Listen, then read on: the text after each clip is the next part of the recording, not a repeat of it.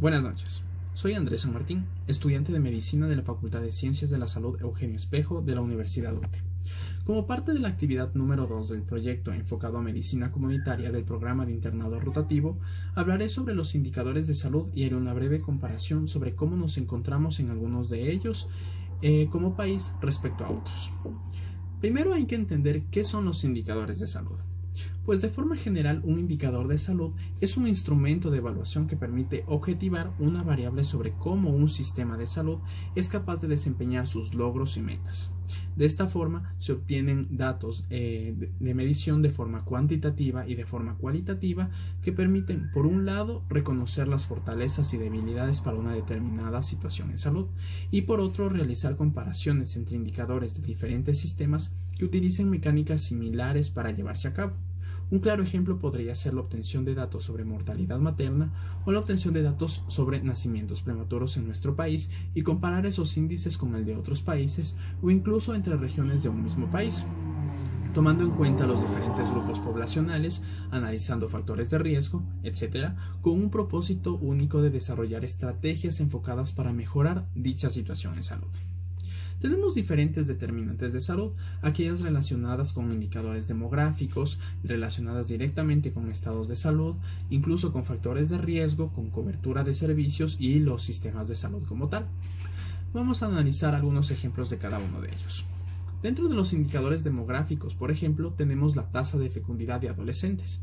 Si hablamos de la tasa de fecundidad en adolescentes, hablamos del número de nacimientos por cada 1000 mujeres que comprenden en las edades entre 15 y 19 años, dentro de una población establecida. En nuestro país, es decir, Ecuador, la tasa es de aproximadamente 74.6 nacimientos por cada 1000 mujeres en ese rango etario.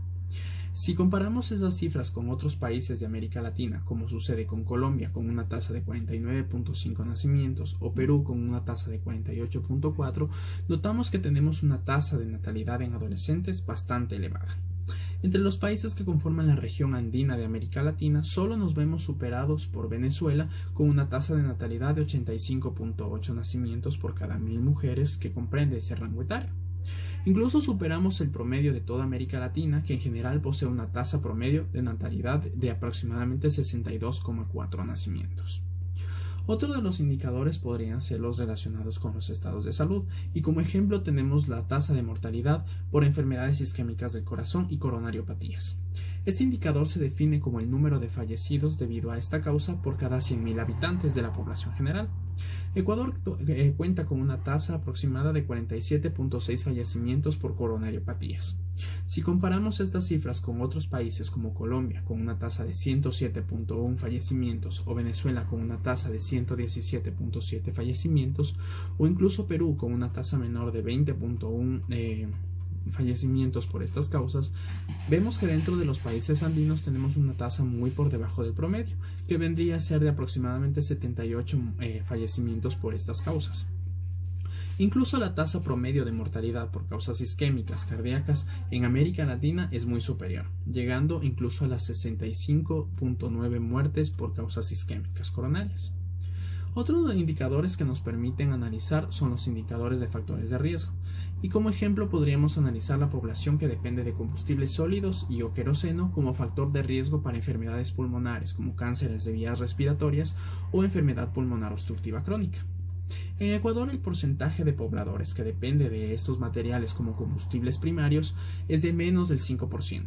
La población del Perú es de aproximadamente el 32% y en Colombia el 9% de pobladores utilizan estos métodos de combustible. En Bolivia hasta un 21% lo utilizan como combustibles primarios, siendo el promedio de América Latina y de la región andina específicamente cercano al 14%. Nuevamente, este indicador demuestra que superamos a otros países en cuanto al uso de combustibles para diferentes actividades. Poseemos también indicadores en cuanto a la cobertura de servicios, y dentro de ellos podríamos analizar el porcentaje de cobertura de vacunación contra el neumococo. Ecuador cuenta con un 84% de pacientes menores de un año que cuentan con una vacuna contra el neumococo. Esta vacuna previene a la población infantil de adquirir enfermedades graves producidas por esta bacteria, es decir, el neumococo, como la meningitis y sus secuelas. Bolivia, Colombia y Perú poseen porcentajes muy similares. como el 87%, 89% y 86% respectivamente, mientras que Venezuela cuenta con un porcentaje mucho menor, llegando apenas al 7% de la población menor de un año que cuenta con esta vacuna. Para el promedio de América Latina, que es de 81%, superamos con varios puntos el promedio de poblaciones similares. Finalmente tenemos dos indicadores en cuanto a sistemas de salud y podemos analizar como ejemplo la proporción de donación voluntaria no remunerada de sangre. En nuestro país el porcentaje de población donante de sangre sin remuneración es del 68%, es decir, más de la mitad de la población capacitada para hacerlo dona sangre de forma voluntaria sin algún tipo de remuneración. En Colombia, el porcentaje de donantes asciende hasta el 91%. Bolivia posee un porcentaje más bajo, con apenas un 41%, y otros países como Venezuela y Perú, en que la población donadora es del 6 y del 5% respectivamente.